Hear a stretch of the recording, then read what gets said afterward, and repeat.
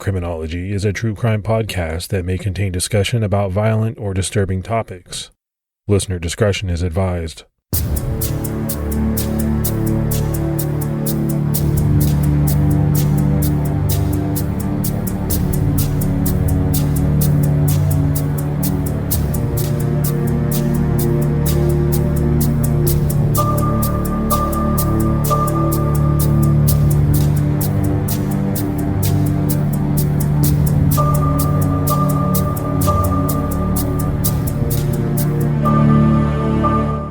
Hello, everyone, and welcome to episode 69 of the Criminology podcast. I'm Mike Ferguson. And this is Mike Morford. Morf, how are you today? I'm doing good. I had a rough patch this past week. My father-in-law passed away, so my family is dealing with that. But we're trying to get through it, and hopefully talking about some true crime will get my mind off it. Yeah, always tough. When you told me, I felt so bad, and definitely, thoughts and prayers went out to you and your wife, and that's just a really hard time. Yeah, I appreciate it. It's toughest on the kids to see them go through that, but, unfortunately, it's a part of life, and we're trying to get through it the best we can. So I spent the last week in Gatlinburg. My daughter had her national dance competition, which she has once a year, and that was a good time. I hadn't been to Gatlinburg or stayed in like downtown Gatlinburg in quite a while, and it's changed a lot since the fires, for sure. Yeah, you told me you went to Pigeon Forge too, right? Yeah, I don't know if you spent much time down there, a little closer to me than it is to you, but yeah, Pigeon Forge and Gatlinburg, they're kind of separated by 4 or 5 miles, so. Yeah, it's funny that the day you were there, I told you don't get attacked by a bear, because when I was there in Pigeon Forge, a little boy got attacked by a bear. Well, there was a bear. So we stayed in Gatlinburg. There was a bear that ran through the parking lot of our hotel. I didn't see it, but one of the other dads caught it on video. And it's so strange. Like, this bear's just galloping through the parking lot. Yeah, I think what's funny is they tell you if you see a bear to try and make yourself look big and don't run, and just to stand there and not be afraid. But I don't know how you're not afraid in that situation. Well, so they say that, but then you walk downtown and every t-shirt shop has a t-shirt that says something along the lines of, I don't have to be fast. I just have to be faster than you, or to outrun a bear. There's some slogan that talks about you just have to be faster than the next person. You just don't want to be the slowest person in the bunch. All right. So we have some new Patreon shout outs. We had Caitlin Tucker, Michelle Daniels, Marcella Kinsella, Brad Dare, Popanov, Jackie Holland, Elizabeth Bowson, Cirque, and Jamie Holmes. So a lot of new support, Morph. We really appreciate that. Yeah, that goes a long way, and it's something that really helps the show out and helps us keep going. So it's something we're very thankful for. And if anyone out there would like to help support the show, you can do so by visiting patreon.com/criminology. All right, well, let's jump right into this episode. We're talking about the mysterious deaths of 2 teenagers, Shawn Baur and Scott Fosnaught.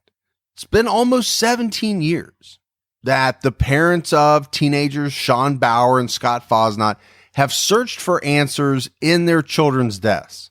So this episode drops July 13th. It was in the early morning hours of July 17th, 2002, that Shawn and Scott were killed after attending a party in the country near their homes in Butler County, Pennsylvania. Police believe that this was a hit and run, but Shawn's injuries were not consistent with someone that was hit by a vehicle. So really what you have is something that the police are calling a hit and run that has really left more questions than answers. Was this simply some type of accident, or was it something much more disturbing, more deliberate? What happened to Shawn Baur and Scott Fosnaught, and who's responsible? That's a question that the police and families of these 2 teenage boys have been asking for 17 years. Scott's mother, Alvy Roush, joined us for this episode in order to help shed some light on the case and to share with our listeners just how heartbreaking the last 17 years has been for her family. And you'll hear from her throughout this episode. We should also point out that we invited Shawn's mother, Patty Baur, to come on, but she did not respond to our invite. We also invited the Pennsylvania State Police to talk with us, and although they couldn't participate in this episode, they did answer some questions about the case for us, and we'll go over those answers later. Butler County is located in western Pennsylvania, just 25 miles north of Pittsburgh.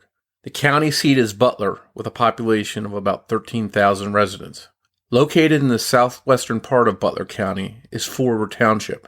It was established in 1854 and named after the Honorable Walter Forward, who was a judge in Allegheny County.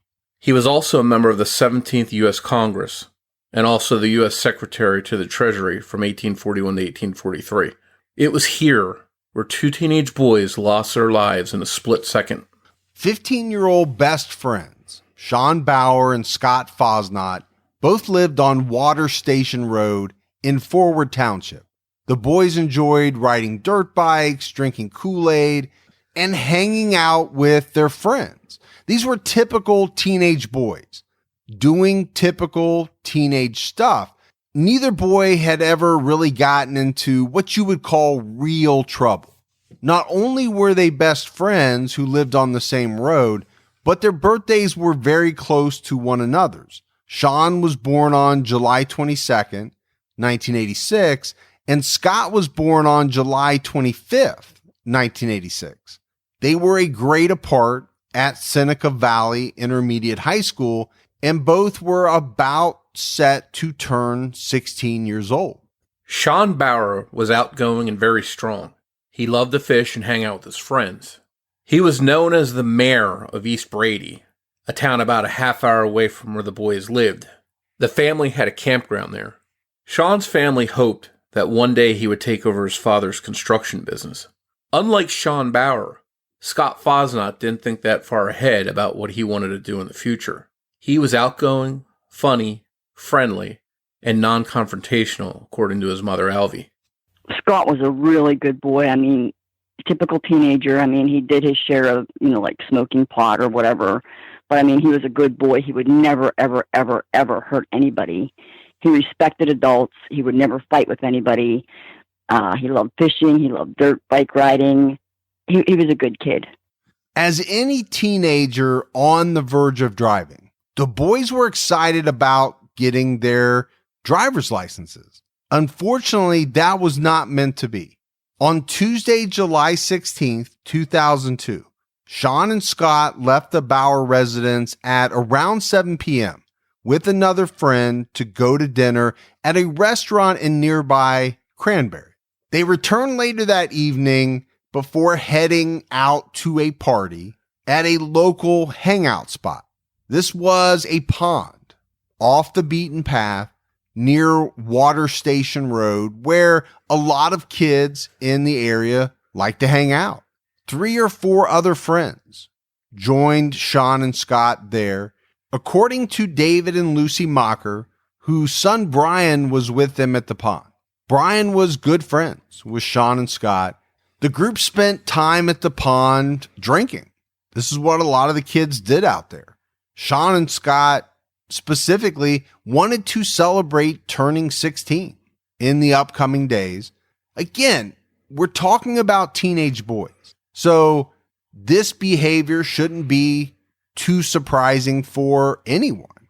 I know Morf, if I go back to that point in my life, and you and I were obviously at one time both that age, it was a long time ago, but I think we can both look back and admit that, like Shawn and Scott, we did our fair amount of partying as teenagers.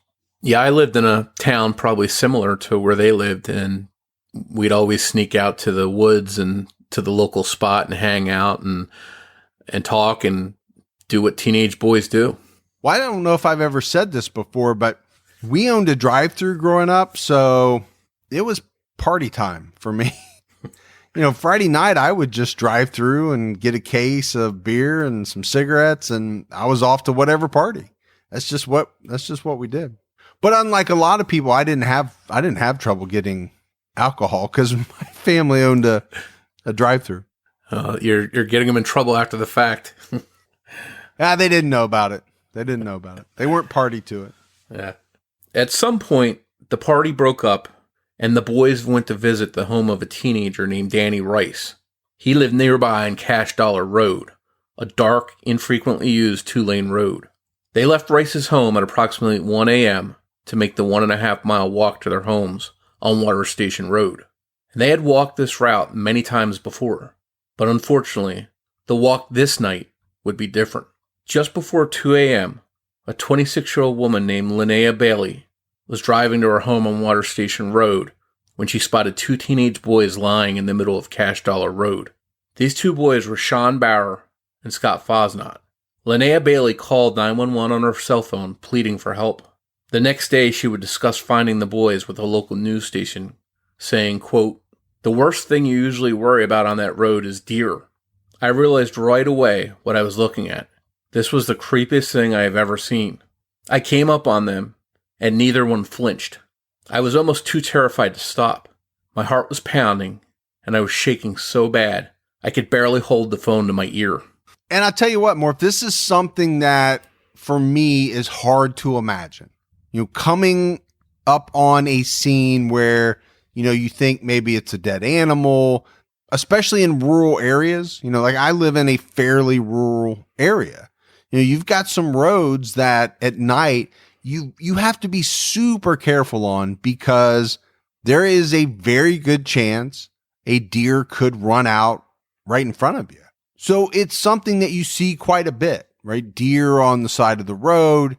This woman finds out that, these are 2 boys. So number one, she's obviously shaken. But number 2, does that ever leave you? I mean, does, finding these 2 boys dead in the middle of the road stay with you for the rest of your life? Yeah, and I think we've all probably driven down that kind of road at some point where it's no lighting and you're worried about animals running out, and to see 2 dead bodies there and realize what happened, and to see that they're young boys, like you mentioned, that's got to be devastating and something that would be hard to get out of your mind. The other thing that I was thinking about was, to me, it's kind of interesting that this woman stopped at all. Very rural area, 2 o'clock in the morning, a 26-year-old woman by herself. My 18-year-old daughter, we talk about it all the time. And I hate to say this, but I tell her, don't stop, because I've read too many stories, Morph, about people setting a trap, faking that they're hurt or something like that. And again, I hate to say that because you want to stop and help people, but I don't want my 18-year-old stopping in a situation where she could get hurt.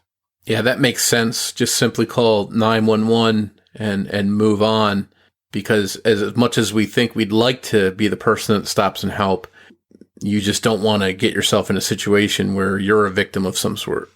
So this woman called 911. She had her cell phone with her. Emergency personnel arrived on the scene shortly after that and pronounced Scott dead at the scene. But Shawn was still alive. A medical helicopter flew him to Allegheny General Hospital, Northside, where he died 90 minutes later. Shawn was pronounced dead at 3:30 a.m. They had left Danny Rice's house at 1:30 in the morning, and then they were found at 10 minutes to 2 by a passing motorist. I was at work in the morning, and I think the police came in around 8 or 9. I can't remember what time it is, and took me in the office and was asking me, the description of Scotty, and I just knew in my heart that something happened to him. And then once they were giving me a description, I gave them a description, then they had told me. And then I had to go up to Butler and identify his body. An autopsy showed Scott died as a result of upper body injuries, which were so severe, the medical examiner believed that he died instantly from the trauma he suffered. These injuries were brutal and included a torn aorta and split kidney. Based on Scott's injuries, the medical examiner determined he had been struck by a vehicle at around 1:30 a.m. The initial impact was supposedly from the car that severed his aorta, and he was gone instantly. But yet he was supposedly drug under the vehicle for, 20 to 40 feet, but he had no head wounds. So if he was dead instantly and drug, his head would have been smacking off the road, and there would have been some kind of head injury on him or his face, I would think. So as you said, Morf, Scott's injuries were fairly easy to explain. And I don't think it was that hard for the medical examiner to make a conclusion about his cause of death. But that wouldn't be the case with Shawn Baur. Officials had a very hard time explaining Shawn Baur's injuries. An autopsy showed he died of head injuries, but he had 2 mysterious head wounds, and they really didn't correspond to the type of injuries expected to be suffered by someone that was struck by a motor vehicle. Police labeled Shawn's death equivocal, meaning that they had no idea what caused it. Authorities theorized that Shawn could have been hit with a vehicle's mirror. But what's very strange about this case is that no parts of a vehicle were found at the scene. Additionally, there were no skid marks at the scene indicating that a driver slammed on their brakes, and not a single piece of broken glass. And I think this is what is very strange about this case and makes the deaths extremely mysterious. There's not enough evidence at the crime scene to support exactly how these 2 teenagers died. Now, the one thing we know, Morph, is that there had to have been somebody else involved. I think you have to classify this as a homicide, but that doesn't mean it was murder. It could have been an accident, but there's no way that Shawn Baur and Scott Fosnaught died accidentally without some other person being involved, meaning either driving a car or something. Their injuries were of a nature that there's no way they died by themselves accidentally. Does that make sense? Yeah, you would think if this was a car accident or a car striking them, whether it was on purpose or accidentally one way or another, there'd be something left behind, some kind of debris. You mentioned there's no glass, there's no skid marks, there's no pieces of the car to indicate for sure that a car struck them. But we know that they just didn't lay down on the ground and die accidentally or of natural causes. Somebody was involved in this, but there's just no evidence of who or how or why. Shawn's father, Barry Baur, was quoted as saying, "My son didn't have a mark on him. They can't find nothing up there. They can't find a piece of nothing on the road." Well, first they were saying that was a hit and run, drunk driver hit my son and Shawn. Toxicology reports later showed no drugs in the boys' systems at the time of their deaths. Police also said that while both boys were drinking that night, they were not drunk. Blood was found about 200 feet from the bodies, but police said it was possible that Scott was hit and then dragged by a vehicle. However, his mother never saw any road rash on his body, and his injuries didn't seem consistent with being dragged. Grease found on the bodies was sent to police lab technicians, but authorities said it would not be strong enough to identify the suspect's vehicle. PA State Trooper Cheryl Mikowski said to the press, quote, "We're working with the lab on the grease and oil and things like that. Even if you would take the grease off of the body and tried to match it a week later, it would be different a week later." So Morph, when I see this, when I see this written where they're talking about trying to analyze car grease, my first thought is, man, they don't have anything. They are really grasping at straws to try to solve this case, because how are you going to match grease to a specific car? I'm not saying it's impossible, but that does not sound like something that is easily done. Yeah, I think to their credit, they were working with whatever they had, but as we mentioned, there's just nothing there. So for them to make the effort to try and match this grease, it just says they're really, really digging to find something. In a weird twist of fate, Patty Baur, Shawn's mother, was on her way to work about 3 hours after the accident. She saw the lights from the police cars, but had no idea the emergency personnel were trying to save her son. Police thought the person responsible for Shawn and Scott's deaths was most likely a local. The area of the accident would be hard for outsiders to find. Only a person from the area would be familiar with Cash Dollar Road. Alvy shared with us what she thinks in her mind might have happened after the boys left Danny Rice's home. In my mind, when they left Danny Rice's house, they had to pass an auto garage, and they did not get along with these people at all. And this one guy that lived there was mean, and he was a drunk, and he just got back from a bar that night. And I think there was an argument between the boys and this person, and that's what happened. I actually don't even believe that a vehicle killed my son, which the police say, well, there's all evidence are pointing to where he was struck by a vehicle. But I don't believe that. I believe after the fact, he was ran over to make it look like a hit and run. On Wednesday, July 17th, state troopers stopped vehicles in the area and they asked drivers if they had any information about the case. Investigators spread out. They knocked on doors in Forward, but that really led them nowhere. Police had no suspect. They didn't even have a description of the type of vehicle that was involved in this incident. Like we said, they really had very little to go on. 2 days after the boys were found dead, the Pennsylvania State Police held a press conference to announce 2 rewards were being offered for information leading to the arrest and conviction of the person or persons responsible for the teens' deaths. A Baur family friend, Richard Zoel, approached individuals and a few businesses to donate money for a reward. He was able to raise $10,000. On top of that, the Pennsylvania Crime Stoppers offered an additional $2,000 reward. Within days of the boys' funerals, wanted posters seeking information on their deaths were plastered on storefronts all over Evans City, which is one of the bigger cities in Butler County.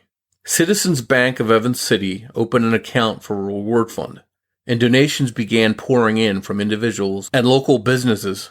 However, no one came forward with information. A few months went by without any breaks in the case.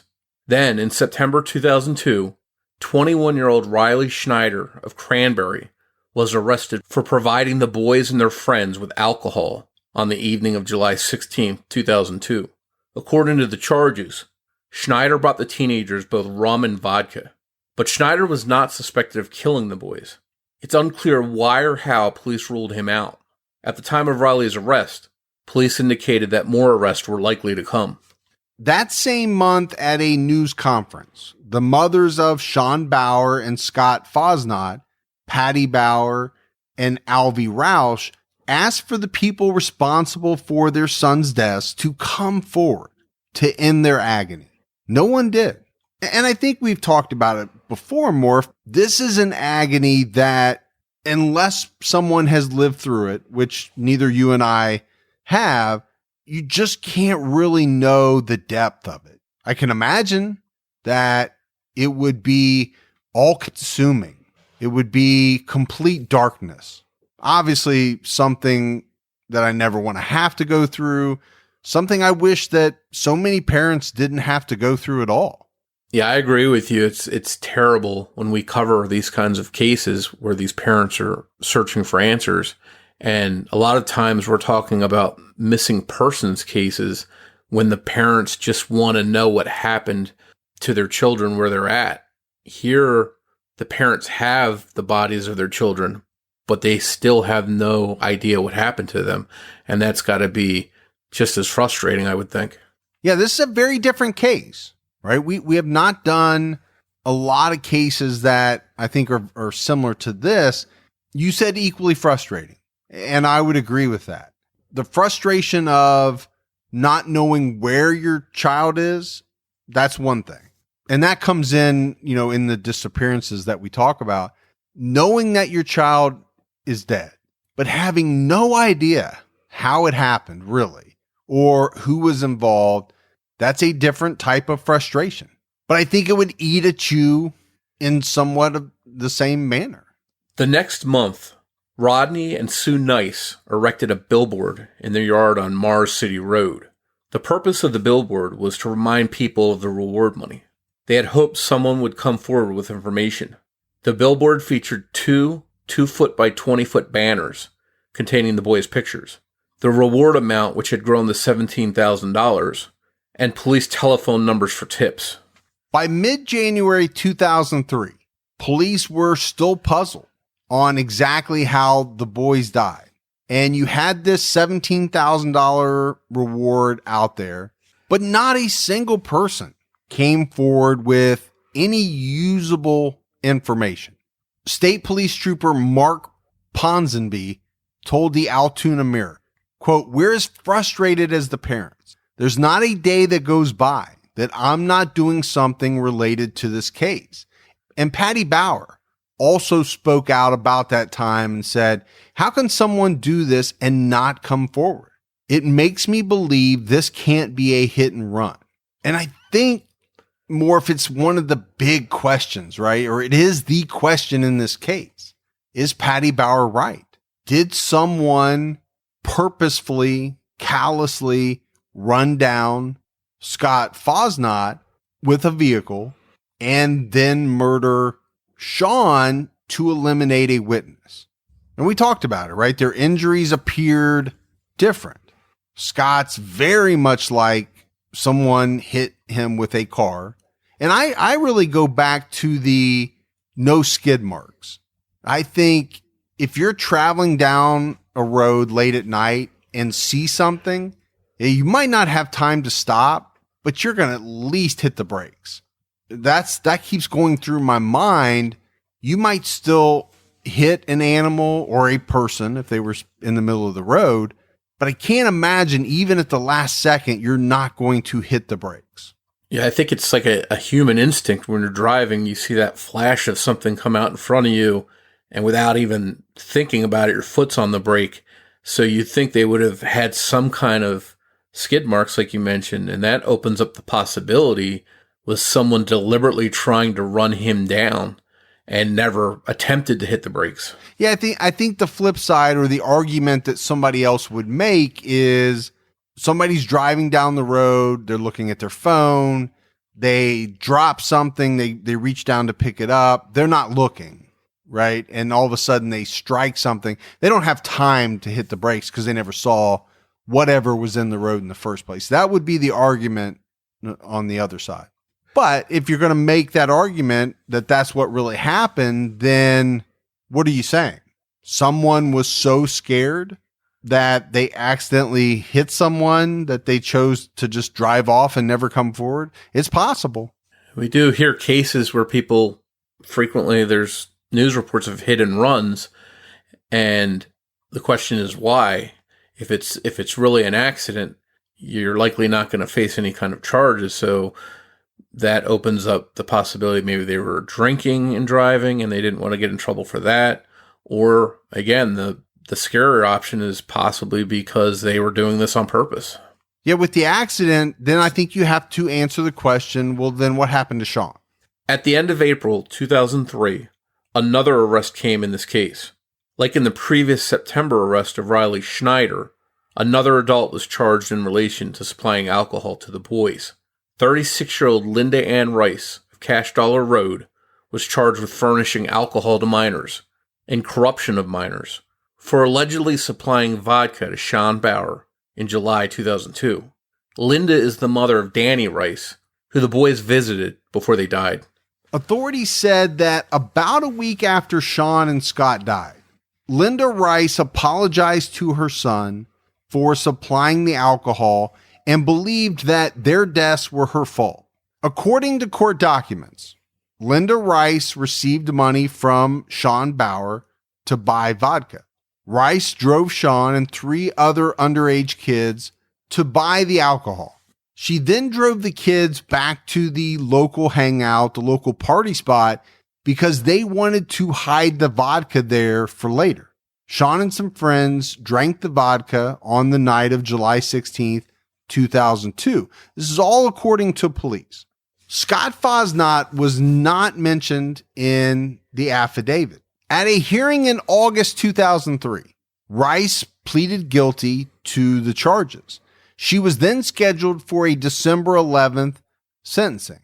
But when that time came, she was a no-show. So a bench warrant was issued for her arrest by Common Pleas Judge George Hancher. Rice turned herself in on December 16th, 2003. Her sentencing was then scheduled for March 2nd, 2004, and it was at that hearing Judge Hancher sentenced Rice to 2 years probation. In July 2004, marking the 2-year anniversary of the boys' deaths, a new billboard was erected at the intersection of Mars and Evans City Road in Forward Township and contained color photographs of the 2 boys and asked the public for help in solving the case. The billboard read, "Someone knows. Could it be you?" The appeal for information was reinforced with other signs and flyers carrying the same pictures and the message, "Please help these parents. $20,000 reward." It also listed the number of the Pennsylvania State Police at Butler. Scott Fosnaught's mother said at the time, "We don't want to look at these signs the rest of our lives. We want them down." Patty Baur, Shawn's mother, added, "Hopefully someone will have a conscience and come forward so we can get hold of our lives." But like many times before, no one came forward. And the police came out and said, there's always someone who knows something. They may be assuming we already know it. There's someone out there who has information we can use, and we want to hear from them. Police asked the public to think back to the time of the boys' deaths, think back to anyone who may have acted out of the ordinary, anyone that had some type of vehicle repairs done, someone that left town, or someone that once owned a vehicle that all of a sudden disappeared around July 2002. The possible reason why the person responsible has not come forward could be for fear of the penalty of the fatal hit-and-run accident.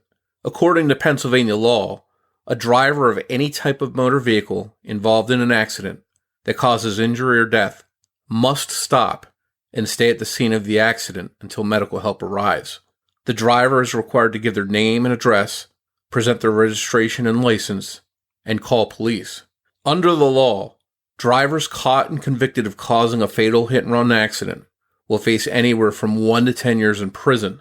The crime is a second-degree felony and carries fines of up to $2,500, not including damages to the family of the victim. Despite the fact that no one has come forward, the boys' families have vowed to never give up until the person responsible is arrested. Barry Baur, Shawn's father, has said, "I want the people responsible to know we're not going to stop. We're going to continue keeping it in the public eye. We knew all along it was just going to take time. They told us that from the beginning. I feel certain they're going to get them." On the 3rd anniversary of the boys' deaths, family and friends gathered for a candlelight vigil on Cash Dollar Road at the spot where Linnea Bailey found their bodies. By this point, police still believe the boys died as a result from a hit and run, and that their deaths were less likely the result of a premeditated attack. So we fast forward to July 2012. This is 10 years after the death of Shawn and Scott. Not really much has happened with the case. Police are still perplexed by the lack of physical evidence. And Alvy Roush was becoming desperate. She wanted answers so badly to what happened to her son and his friend that she would do anything. And it was around this point in time that she turned to psychics for help, specifically sisters Suzanne and Jean Vincent. The sisters are from Butler County and claim to be psychic mediums, psychic profilers, and even ghost hunters. For over 25 years, the Vincent sisters have worked on a number of cases, including the case of Kaylee Anthony. They also worked on the missing persons case of Alicia Markovich, whose case we discussed in episode 53. The sisters have been on ID show 6 Degrees of Murder. So they were contacted by Alvy Roush after she had a vision herself of what happened to the boys. In 2017, Alvy opened up about her vision and dealing with the Vincent sisters to a local newspaper. She was quoted as saying, "This is going to sound weird, but everything just came rushing into my head. I saw everything that happened that night. It really scared me. There was no stopping it. I saw my son hit by a vehicle, and Shawn was hit on the head with an object. The person Alvy saw in her vision causing Scott's injuries lives on a road close to the area where the boys were found. Alvy says she knows this person." Here's what the Vincent sisters said about their involvement in this case. During the psychic reading, we were able to pick up some impressions and some clues as to what happened to Scott and Shawn. And as we were picking up these clues, we kept feeling a sensation that the person who did this had owned a pickup truck, and also that the person had brown hair, and that the person was a little bit chubby at the time of the boys' deaths. And the sisters said that they kept getting this feeling of a W. A W is connected to the person that had run over the boys. This is what the sisters said.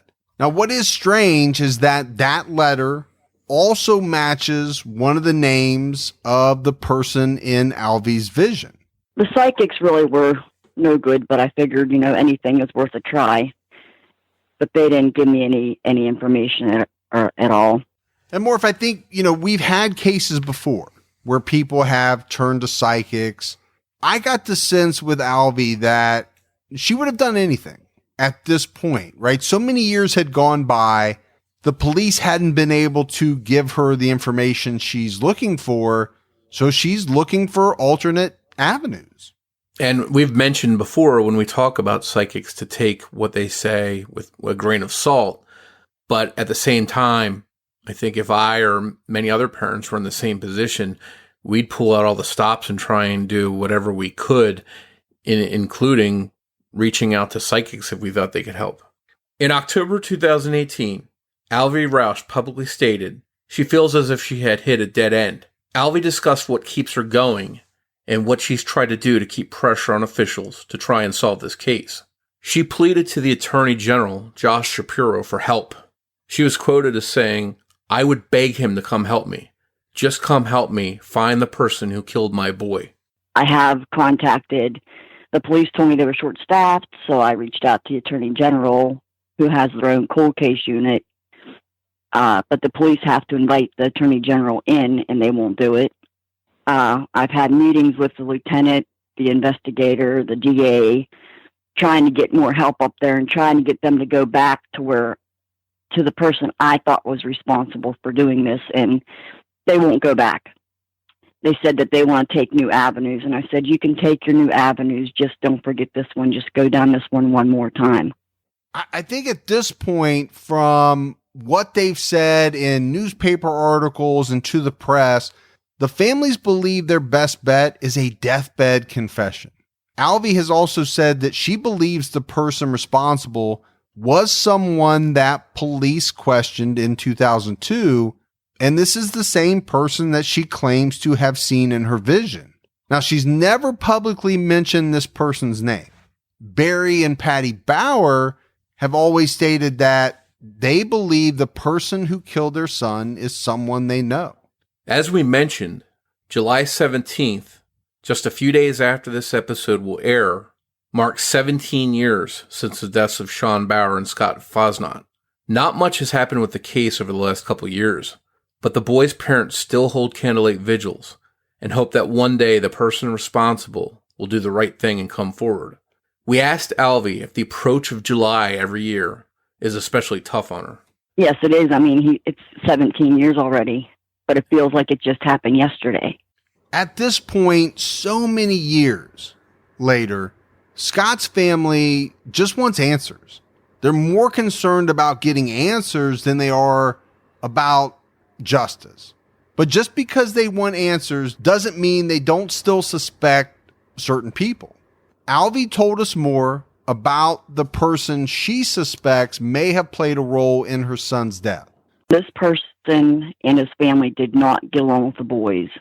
In the May before the boys were killed, kids from that house tried running the boys down on their quads. It was just a mean family, and they had to walk right by that garage when they left Danny Rice's house that morning. When they questioned this person, he was working on a vehicle, and he took his good old time getting out from under the vehicle to talk to the investigator. And then I guess they talked for a little bit, and he lawyered up and refused a polygraph, and that was pretty much the end of talking to him. It's very frustrating because then a few years later, this guy got thrown in jail because he was in Mercer County at a race car speed track thing. And he was drinking, got drunk, and the 16-year-old kid was standing around the fire because they had a bonfire, and he got mad for some reason. And he threw a can of gas at that kid in the fire and almost killed that kid. So he did, I think, 7 or 8 years in prison for that. As we mentioned early on, we really wanted to have the Pennsylvania State Police come on to help dive into this case with us, but they couldn't participate.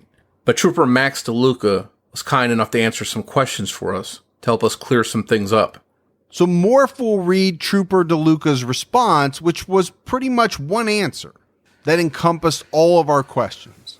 I answered your questions the best way I could without revealing facts that could affect the integrity of the investigation. Shawn and Scott's deaths were, and still are, investigated as death investigations. We investigate all death investigations the same way, regardless if they are homicides, accidents, suicides, or equivocal deaths. The same amount of resources are used to follow tips, leads, physical evidence, etc. I can't comment on evidence recovered from the scene without affecting the integrity of the investigation. This is information we need to keep internal. This information is essential when interviewing possible suspects or people who claim to have knowledge of this case. Well over 100 different persons have been interviewed throughout this investigation, and numerous tips have been followed up on. Some people we have been able to rule out, and others we have not. Any persons who have not been ruled out as suspects will continue to be looked at. Whoever committed this crime should be carrying a huge burden on their conscience and living with a lot of guilt. Hopefully the person responsible has told someone over the years, since this person is unwilling to come forward themselves. We need any person with knowledge of this incident to come forward and produce facts that can be followed up on and lead to an arrest. I believe this case will be solved, and we just need that one person that has intimate knowledge to come forward and cooperate with police. So first of all, it was really cool that Trooper DeLuca responded, right, Morf? And then I think secondly, what he says makes a lot of sense. And you and I think, have talked about this before. I mean, the police can never fully divulge everything, right? They can't tell you everything they have or everything they know because, like the trooper said, they need to hold some of that stuff back because that information is very important when you're interviewing possible suspects or when somebody just walks in and says, hey, I have information. That helps the police know whether the person's telling the truth or not. Yeah, I thought even though he couldn't come on the show directly, just to answer some questions and touch on points that listeners might be interested in was very helpful. Yeah. So we appreciate that very much. We asked Alvy what she thought an appropriate punishment would be for the person that killed her son if they are identified. I think life in prison would be appropriate. My son's gone forever. And they're bringing him back. And they're still living their lives. They have their children. They have their grandchildren, possibly. And they have no remorse, obviously. 17 years later, the death of Scott Fosnaught continues to be hard for his family. I think that's obvious. Alvy talked a little about the effect this case had on Scott's siblings.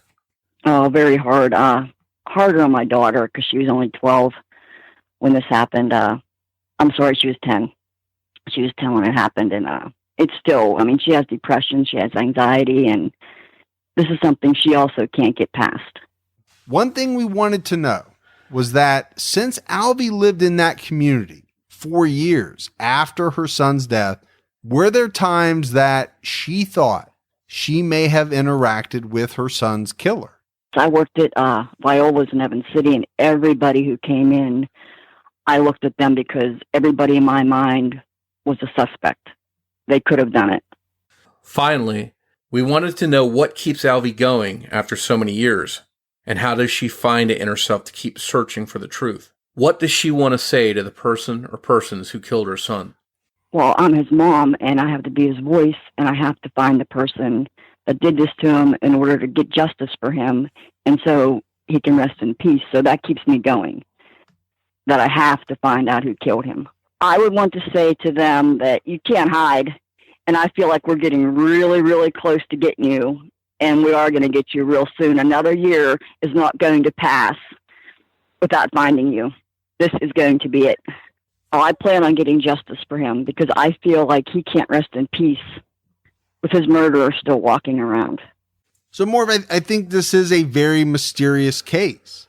And one of those, there's not a lot of information out there, right? This is not a highly publicized case. It's not something that, you're going to find copious amounts of information on, but nonetheless, a very intriguing, fascinating, mysterious true crime case.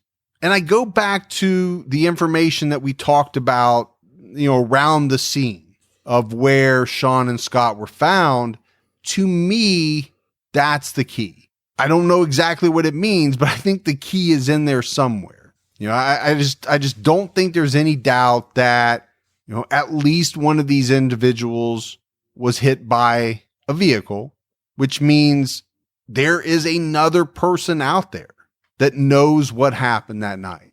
And it's either that they haven't told a soul, or they have, and whoever they told has just been unwilling to come forward. And I think it's also important to remember that for 17 years, these families have gone through a lot of pain and suffering, not having the truth, not knowing the truth in what happened to their sons. And one way or another, whether it was an accident or done on purpose, somebody out there killed their sons and chose not to come forward over all these years. And even if it was something as simple as an accident, you mentioned earlier, they looked down and for that split second, they somehow struck the boys. Just to leave them on the side of the road and drive off is still a crime, whether it was intentional or not. Yeah, I go back and forth more, accident, not an accident. If it really was an accident, how horrible is that to leave the scene, make the conscious decision that, number one, you're not going to help. You're not going to call the authorities. And then number two, you're not going to give the parents any information. Like you said, 17 years. They've just been trying to find out what happened to their sons. I just think it's horrible either way. But there is still a monetary reward for information leading to an arrest through Pennsylvania Crime Stoppers. Tips can be reported to the PA Crime Stoppers or phoned into the Pennsylvania State Police Barracks in Butler by calling 724-284-8100. Special thanks goes out to Alvy Roush for joining us in this episode, and to Pennsylvania State Trooper Max DeLuca for taking time to respond to our questions. Thanks also goes out to Debbie Buck at TrueCrimeDiva.com for writing and research assistance in this episode. If you haven't already, please take a moment, go out, give us a 5-star rating. We appreciate that. It goes a long way towards helping other listeners find the show. And if you want to find us on social media, we're on Twitter with the handle @CriminologyPod. We're also on Facebook. You can find us by searching for Criminology Podcast or by joining the Facebook discussion group, Criminology Podcast Discussion and Fans. All right, Morf, that is it for another episode of Criminology. But we'll be back next Saturday night with an all-new episode. So until then, This is Mike. And Morf. And we'll talk to you next week. Take care, everyone.